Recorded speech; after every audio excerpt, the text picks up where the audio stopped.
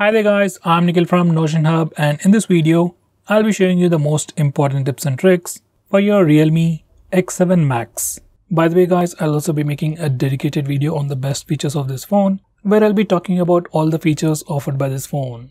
So definitely check out that video as well, link will be in the description. First, I'll start off with the navigation gestures.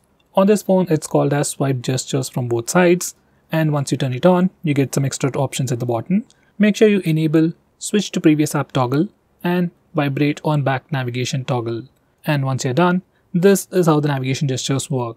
To go home, you can swipe from the bottom of the screen. For recent apps, you can swipe and hold. Now to go back a step, you can swipe from the left side or the right side and it takes back a step. For Google Assistant, you can swipe from the bottom left corner or bottom right corner diagonally to trigger Google Assistant. And every time you use these gestures or even the back button, you also get a subtle haptic feedback. Besides that, you can also swipe left or right on the bottom of the screen to quickly switch between applications, just like on iOS. Next, we have a new gesture called icon pull down gesture. Now once you enable this feature, on your home screen, you can swipe diagonally on the left side or right side to quickly pull down all the icons near your finger. It's just a quick and easy way to reach out applications just with a single finger. Next, we have swipe down gesture on the home screen. By default, it is set to search or global search. Once you do a swipe down gesture, you can search for application names or even contacts directly from your home screen. I personally suggest you to change it to notification drawer. Once you do that, you can do a swipe down gesture to pull down the notification bar, which I think is much more helpful. Next, we can also change the display refresh rate of this phone. This phone has a display with 120Hz refresh rate. By default, it is set to auto switch. It can save some battery, but sometimes can give you an inconsistent experience. So I'll suggest you to stick with the highest refresh rate. It affects the battery a little, but gives you a much more consistent experience. Next, we have dark mode. You can enable it from the notification toggles or directly from the display settings. And once you enable the dark mode, all the system UI elements change to dark mode. Even some of the stock applications like phone dialer, messaging application also change to dark mode, and even some Google applications like Play Store or YouTube switch to the dark mode automatically. Dark mode helps your phone look much more cooler, helps you save some battery, and puts less strain on your eyes at night. Next, we have always on display. Now, just like the name suggests, it's a feature that puts a clock on your lock screen all the time. Now here's a quick preview. From settings, you can also change the clock styles, and you can also schedule it to automatically turn on and turn off at a specific time to save a little bit of battery. Next, I'm going to show you different ways to take a screenshot on this phone. So first, we have the normal way where we can use the buttons. Just press the volume down and power button both at the same time to take a screenshot. Next, we have 3-finger screenshot gesture. Now this feature is enabled by default. To take a screenshot, you can just swipe down using 3 fingers and your phone will take a screenshot. It's just like pressing the buttons, but instead of pressing the buttons, you just need to swipe down using 3 fingers and your phone will take a screenshot. Personally, this is my favorite way to take a screenshot. Next, I'm going to show you how to take a long screenshot. For that, first take a regular screenshot and then click on the preview. Now select scroll. Now you need to scroll the page, and once you're done, you'll get a long screenshot. Finally, we have partial screenshot. To take a partial screenshot, just place 3 fingers on the screen for a second and then slowly swipe down. Once you do that, you'll get a preview window and then take a partial screenshot. You can also resize this preview window to get an accurate screenshot. Next, I'm going to show you how to disable lock screen magazine, or you might even call it dynamic wallpaper on the lock screen. First, here's a quick preview of the lock screen, and every time you lock your phone or every time you come to the lock screen, we see a different wallpaper. Some people like it, some people don't, especially I personally don't like it. So if you're like me and if you want to disable it, this is how you can disable it from settings. And now here's the lock screen once again, and no matter how many times you come to the lock screen, we will have a fixed wallpaper. Next, I'm going to show you some camera gestures. First, we have touch. Once you enable this feature, we can take a picture by just touching the preview screen. It works for both the rear camera and even for selfies. Next, we have the palm gesture, which only works for the front camera, and it's great for taking selfies. Just enable it and then show your palm to the front camera, and your phone will take a picture in just 2 seconds. And here's a quick preview of that once again.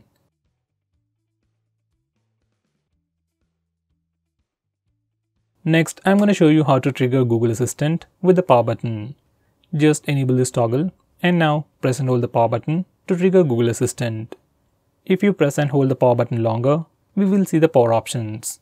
If you are using navigation gestures, this is pretty useful. Next, we have some important screen off gestures. We have things like double tap to wake. We can also draw a note to open the camera application. Next, we can draw a V to turn on the flash.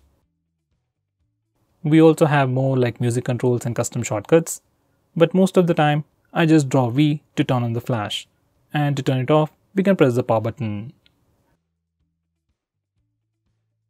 Next, we have a pretty cool shortcut to start or open split screen mode. This feature is enabled by default. Just make sure this particular toggle is enabled, and if it is enabled, you can just swipe up using 3 fingers to open the current application in a split screen mode. With that said, most of the applications, especially third-party applications, do support split screen mode. Next, I'm going to show you digital well-being. Now this is a feature from Google and you can find it in settings. This feature analyzes your phone's usage and gives you a complete report. It shows you how many times you've unlocked your phone, how many notifications you've got, how much time you're using your phone, and which apps you're using the most. So with all this information, you can know your usage and you can also limit your usage using this feature, which is a pretty cool thing. So let's say if you don't want to watch videos on YouTube for more than 1 hour in a day, we can put up such restrictions using this feature. Next, we have wind down. This is another feature from Google, which will help you sleep faster at night. Using this feature, we can schedule our phone to turn on grayscale mode and do not disturb mode automatically at a specific time. This is something I would definitely recommend you to try. Next, I'm going to show you how you can change your default apps. Whether you want to change your default launcher, default browser or anything, for that we need to first go to settings. Once you're in settings, select app management, then select default apps. Now from this page, you can change your default launcher, default SMS application, browser and so on. I would definitely recommend you to change your default browser to Google Chrome. Just like that. Next, I'm going to show you how to display the battery percentage on the status bar. For that, go to settings, then select notification and status bar, and then enable this toggle. Once you do that, we can see the battery percentage on the status bar.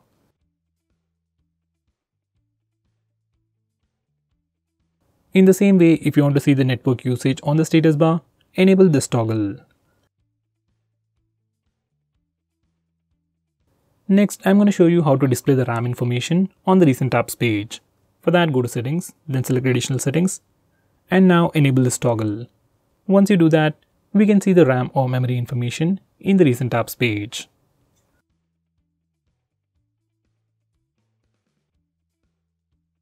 Next, I'm going to show you how to record the screen on your phone. For that, first go to the toggles. We have a dedicated toggle called Start Screen Recording. And now we can start video recording just by using this toggle. Just click it and screen recording should start in 3 seconds. If your phone asks for any permissions, just grant them all. Next, I'm going to show you how to stop applications from automatically restarting in the background. For that, you need to first open Phone Manager. You can find it on the home screen or in your app drawer. Once you open it up, select Privacy Permissions, then select Startup Manager. Now from this page, we can start or stop applications from automatically restarting in the background. Personally, I'll enable this toggle for apps like Truecaller, WhatsApp or Instagram, and disable it for everything else. So guys, these are the most important tips and tricks for your phone. If I missed out on anything important, do let me know by commenting below this video, and definitely check out my video on best features. Link will be in the description. Now with that said, if you're planning to buy this phone, please use the link in the description. It always helps the channel. If you want us to make any specific video, tweet out to us with the hashtag AskGreedyTech on Twitter and we will try to make it as soon as possible. I'm Nikhil from GreedyTech signing off. Have a nice day.